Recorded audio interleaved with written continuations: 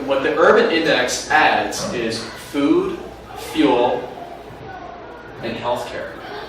Now, when you're retired, what do you think are the largest expenses that you're going to realize? Travel. Travel, hopefully, right? So you got the fuel in line, the fuel. But it's really going to be, for most Americans, healthcare and food, right? That's going to be the case. So this 4.31% adjustment to inflation does not account for those three things, which in reality, it's a little bit higher. And these give you the real rates of return of your investment. So if I go back, with cash, you're receiving 5.3%. But after the real rate of return and paying taxes, it's right around 1%. And then we back out food, fuel, and healthcare. Make sense?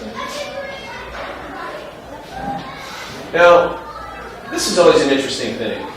Every investment carries its own risk. So if we took basically $100,000, how long does it take to grow or to double in time? And there's a fancy number here. Does anyone know pi? 3.14? Well, in the investment world, it's basically 72. So if we take basically that number and divide it, it'll tell us how many years it will take in order for us to double our money. And the key premise of this is that if you're too much overweighted in cash, CDs, those kinds of things, the amount of time it will take in order for you to be able to double your investment, to keep pace with inflation, to keep your purchasing power so you can basically eat at some point in the future is dictated by here. So this makes you think about where you're particularly positioned. Now, we have inflation risk, tax risk. This is going to be a big one coming up. And I'm not a political person, but with President Trump in office, there's questions as far as what's going to happen with the United States tax system, the healthcare system, and all these things. The Federal Reserve today just increased interest rates 0.25% or 25 basis points. That effect is trying to slow down hyperinflation going forward.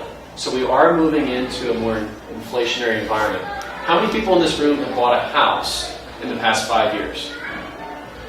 How about any landlords in here? Your rents have probably gone up significantly. Is that sustainable? Have incomes gone up at the same rate as that individual is increasing rent? In Los Angeles, not necessarily the case from the aggregate. So inflation risk is definitely an issue. The other issue is longevity risk. Am I going to outlive my money? That's the biggest question that I receive from most clients. So in this chart, what tends to be the most fearful thing? What would you, let me pick on you, sorry. What would be the most fearful thing, you think? The bull market or the bear market? What's the most scary? The bull market? Okay. Some people are afraid it's too fast, too soon. David, how about you? Bear markets? I tend to say bears because you tend to lose money during those periods. And people hate losing money. But when the bear market happens, it's not a very slow process of the market going down. What is it? It's more of a, hey, what the? I just lost all this money on this quarter of my 401k. What happened? How did that happen? So when you look here, we can see bear markets are going to be listed in green, and bull markets tend to be more of the slow and steady, silent ones. And it gives perspective. So when we're looking at timing the market, some people say, remember the question I posed before? Too much in cash, but I'm not ready. I don't know. It's not the right time to put the money in because I'm going to be able to time the market most effectively. The reality is it's pretty hard to do so. So when we look at the penalties of missing the market, depending on whatever time frame that you want to take a peek at, let's take a peek at which one? Top or bottom? What do you guys like more? Top. Top. All right. Penalties of missing the market in the best months. S&P 500 returns between 1987 and 2012. We can see here, let's say that you missed out on the best, well, all the months. You sat in cash the whole entire time. Or, basically, you missed out on, call it a year. You sat in cash in a what? A 12-month certificate of deposit. That CD comes due, and you say, you know what, I'm just going to put it in cash right now, I'm not sure what to do. Next thing you know, 3 more months goes by, and then you execute a plan. So these are the differences in being able to time the market, and what you miss out on is opportunity costs. So what you're saying on that top one, go back to this, the market index, you were in the market for all those months, or out of the market?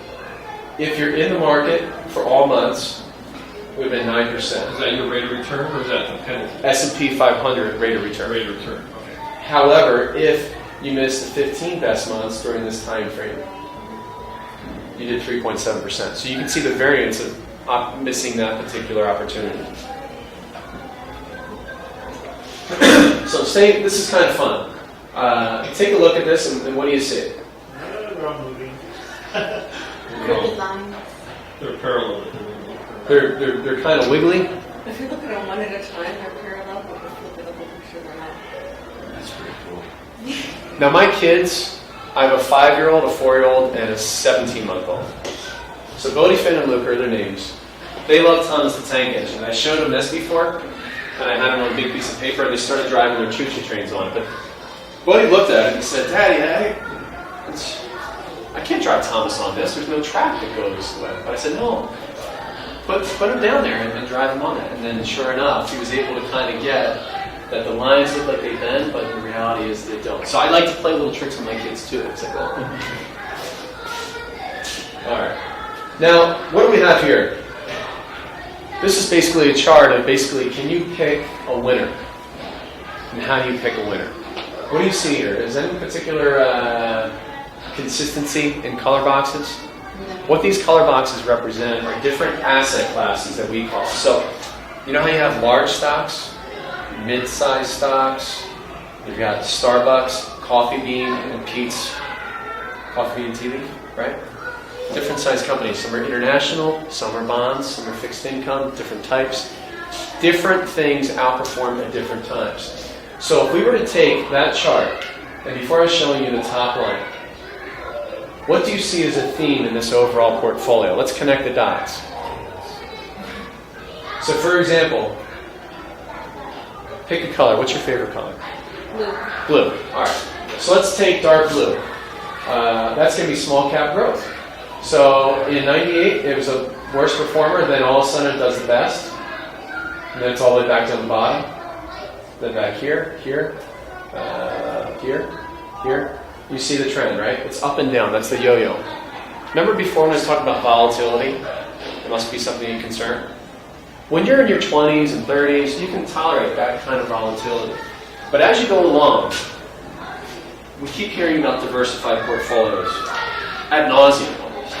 But the reality is that most people think that they're diversified, but given where they're trying to be as far as how much risk they want to take, they're not necessarily in the right frame of spreading out that risk versus the amount of reward that they're willing to receive.